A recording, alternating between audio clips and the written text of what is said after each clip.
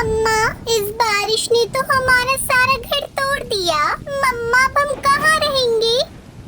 सुनहरी बेटा, चलो मैं तुम्हें तुम्हारी मौसी के घर छोड़ आती हूँ। जब घर बन जाएगा तब मैं तुम्हें वापस ले आऊंगी। तब तक तुम वहाँ रह लेना। अभी तुम बहुत छोटी हो और बारिश भी बहुत तेज हो रही है।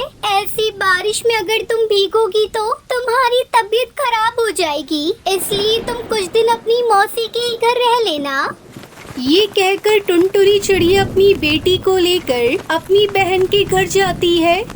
पिंकी बहन, अरे ओ पिंकी बहन, दरवाजा खोलो, मैं आई हूँ टुनटुनी।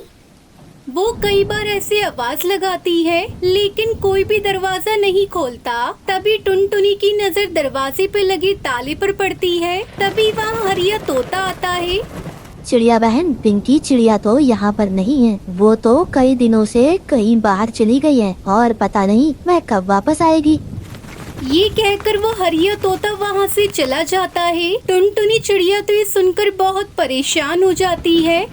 पिंकी बहन न जाने कहाँ चली गई है और पता नहीं वो कब आएंगी। अब मैं अपनी बेटी को लेकर कहाँ जाऊँ? एक तो ये बारिश है कि रुकने का नाम नहीं ले रही। मम्मा मम्मा, मुझे बहुत ठंड लग रही है। मम्मा, आप कहीं चलो ना। मेरी बच्ची, तू चिंता मत कर, चल हम यहीं किसी से मदद मांगते हैं। ये कहकर टुनटुनी चिड़िया कालू कौवे के घर के बाहर आती है।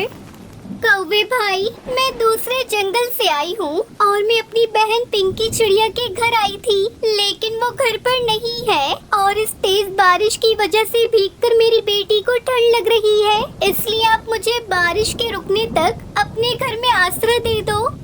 ये सुनकर कालू कौवा अपने घर के अंदर अपनी पत्नी सुंदरी कौवी के पास जाता है। पति जी, कौन आया है इतनी तेज बारिश में हमारे घर? सुंदरी, वो अपने पड़ोस में पिंकी चिड़िया है ना, उसकी कोई रिश्तेदार है। वो उसके घर आई थी, लेकिन पिंकी तो घर पर नहीं है, इसलिए वो बारिश रुकने तक हमारे घर पर रहने की बोल रही है। नहीं नहीं कालू जी, मैं नहीं दे सकती किसी को अपने घर में आसरा। उस चिड़िया से मना कर दो। लेकिन गौरी, उसके पास एक पोटली है, तुम एक बार जाकर उससे बात तो करो। क्या कहा कालू जी? उसके पास पोटली है? तुम रुको, मैं अभी जाती हूँ। देखो चिड़िया, मैं अपने घर में किसी को फ्री में रहने नहीं देती। तुम अगर मेरे घर में रहोगी तो तुम्हें मुझे कुछ तो देना ही होगा। देखो कौवी, मेरी इस पोटली में अनाज है। आज इसमें से थोड़ा अनाज तुम ले लो, लेकिन मुझे अपने घर में आश्रय दे दो। ठीक है, तो फिर तुम दोनों घर के अंदर आ जाओ। फिर सुंदरी कौवी चिड़िया को एक घोंसला दे देती है और उससे कहती है, चिड़िया, तुम दोनों इस घोंसले में रहना और इस पोटली में से आधा अनाज मुझे किराए का दे दो। फिर टुनटुनी सुंदरी को उसमें से आधा अनाज दे देती है। सुंदरी कौवी वो अनाज लेकर अपने घोंसले में आ जाती है। वैसे कालू जी, कुछ भी कहो, आज तो मजा ही आ गया जो ये चिड़िया हमारे घर आ गई। हमें तो बैठे बैठे फ्री में अनाज भी मिल गया। फिर ऐसे बातें करके वो दोनों सो जाते हैं। दूसरी तरफ टुनटुनी चिड़िया को तो नींद ही नहीं आ रही थी। वो तो अपनी बेटी के पास बैठी हुई थी। सुंदरी कौवी तो बहुत चालाक है। बस जल्दी से ये बारिश रुक जाए, फिर सुबह होते ही मैं अपने घर चली जाऊंगी। फिर ऐसे सोचते हुए टुनटुनी चिड़िया सो जाती है और सुबह उठकर वो दरवाजे पर आकर बैठती है। हे भगवान, ये बारिश तो रुकने का नाम ही नहीं ले रही है। अब मैं अपने घर कैसे जाऊंगी? तभी सुंदरी कौवी वहाँ आ जाती है। देखो चिड़िया, बारिश तो आज भी हो रही है। अगर आज भी तुम्हें मेरे घर के अंदर रहना है तो वो बाकी का अनाज भी मुझे दे दो। लेकिन सुंदरी बहन, मैं आपको आधा अनाज तो पहले ही दे चुकी हूँ। अगर मैं ये अनाज भी आपको दे दूंगी तो हम दोनों माँ बेटी क्या खाएंगे? देखो चिड़िया, मुझे नहीं पता। अगर आज भी तुम्हें मेरे घर के अंदर रहना है तो बाकी का अनाज भी मुझे देना पड़ेगा, वरना भी मेरे घर से चली जाओ। सुंदरी बहन, इतनी तेज बारिश में अपनी बेटी को लेकर मैं कहाँ जाऊंगी? अब तो आपने हमारा सारा अनाज भी ले लिया, अब हम क्या खाएंगे? अरे तू तो मेरे पीछे पड़ गई है। या तो तू मुझे अनाज दे दे या मेरे घर से निकल जा।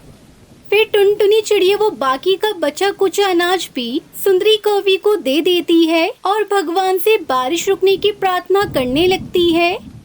हे भगवान, कैसे भी करके इस बारिश को बंद कर दो, हमें अपने घर जाना है। फिर ऐसे ही सुबह हो जाती है। वो फिर से दरवाजे पर आकर बैठती है, लेकिन बारिश तो रुकने का नाम ही नहीं ले रही थी। तभी सुंदरी कौवी वहाँ आती है। सुनो टुनटुनी चिड़िया, अब तो तुम्हारे पास मुझे देने के लिए कुछ भी नहीं है, तो तुम अपनी बेटी को लो, यहाँ से निकल जाओ। सुंदरी बहन, आपने हमारा सारा नाश तो ले लिया, तो अब कृपया करके बारिश रुकने तक हमें अपने घर में रहने नहीं दो। हम इतनी तेज बारिश में कहाँ जाएंगे? सुनो चिड़िया, मेरा घर कोई धर्मशाला थोड़ी है, इसलिए तुम मेरी बला से कहीं भी जाओ। ये कहकर सुंदरी कौवी उन दोनों को घर से बाहर निकाल देती है। टुनटुनी चिड़िया अपनी बेटी के साथ बाहर बैठी बारिश में भीग रही थी। मेरी बच्ची, तुम परेशान मत हो, मैं कुछ न कुछ रास्ता जरूर निकाल लूंगी। फिर टुनटुनी अपनी बेटी को लेकर आगे बढ़ती है। तभी उसकी नजर एक घर पर पड़ती है और वो वहाँ आती है। वो वहाँ आकर आवाज देने वाली थी कि तभी उसकी नजर खिड़की पर पड़ती है। ये क्या? ये तो किसी चील का घर है। अगर मैं इसके घर में गई तो ये हमें खा जाएगा। चलो हम यहाँ से कहीं दूसरी तरफ चलते हैं। ये कहकर टुनटुनी चिड़िया अपनी बेटी सुनहरी को लेकर वहाँ से उड़ जाती है और एक खाली जगह पर जाकर बैठ जाती है। मेरी बेटी को तो बहुत तेज बुखार आ गया है। अब मैं अपनी बेटी को लेकर कहाँ जाऊँ? यहाँ तो कोई हमारी मदद भी नहीं कर रहा है। तभी वहाँ से बंटी कबूतर गुजरता है। वो चिड़िया को देखकर उसके पास आकर कहता है, चिड़िया, तुम ऐसी तेज बारिश में अपनी छोटी बेटी को लेकर यहाँ क्यों बैठी हो? अगर ऐसे बारिश में भीगोगी तो तुम दोनों को ठंड लग जाएगी। कबूतर भाई, मेरी बेटी को बहुत तेज बुखार है और यहाँ पर कोई भी पक्षी हमारी मदद नहीं कर रहा। कृपया करके आप हमारी मदद कर दो। फिर टुनटुनी उस कबूतर को अपनी सारी बात बताती है। तब वो कबूतर उन दोनों को अपने घर ले जाता है। वो टुनटुनी की बेटी को बुखार की दवाई पिला देता है, जिससे वो कुछ ही देर में ठीक हो जाती है। बंटी भैया, आपका बहुत बहुत धन्यवाद जो आपने मेरी इतनी मदद की, वरना इस जंगल में तो और किसी ने मेरी मदद नहीं की। चिड़िया, इसमें धन्यवाद की कोई बात नहीं है। यह तो हमारा फर्ज होता है कि जो कोई भी मुसीबत में हो हम उसकी मदद करें। सुनो बंटी भैया, ये आपका घर किस चीज का बना है? ये ऐसे कांच का कैसे दिख रहा है? चिड़िया, यह कांच का नहीं, यह तो चूड़ियों का घर है। यह घर बहुत ही मजबूत है। चाहे कितनी भी तेज आंधी या तूफान, बारिश, कुछ भी आ जाए, यह कभी नहीं टूटेगा। तुम चाहो तब तक इस घर में रह सकती हो। हाँ मम्मा, बंटी अंकल ठीक कह रहे हैं। हम इसी चूड़ियों के घर में रहते हैं। ठीक है बेटा, जब तुम्हारा इतना मन कर रहा है इस चूड़ियों के घर में रहने का, तो हम इसी में रहते हैं। फिर इस तरह वो दोनों माँ बेटी बंटी कबूतर के चूड़ी के बने घर में खुशी खुशी रहने लगती है।